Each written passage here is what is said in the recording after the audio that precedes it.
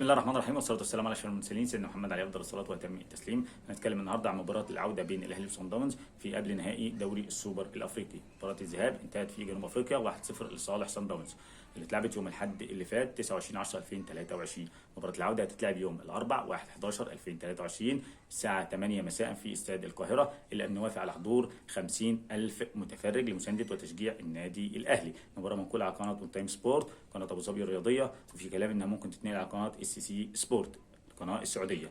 النادي الاهلي يحتاج للفوز بفارق هدفين للصعود للدور النهائي او للمباراه النهائيه.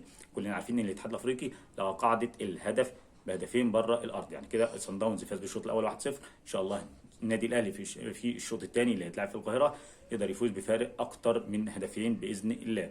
لاعيبه النادي الاهلي مطالبه بالتركيز ورد الاعتبار عن اللي حصل في مباراه الذهاب. المباراه اتلعبت في جنوب افريقيا، اداء النادي الاهلي ولاعيبه النادي الاهلي كان اداء سيء جدا، لعيبه بتخاف، لعيبه جبانه مستخبيه في بعضها، فما كان في صن داونز كان مسيطر بطريقه كبيره لدرجه وصل لاستحواذ 75% من لعيبه صن داونز.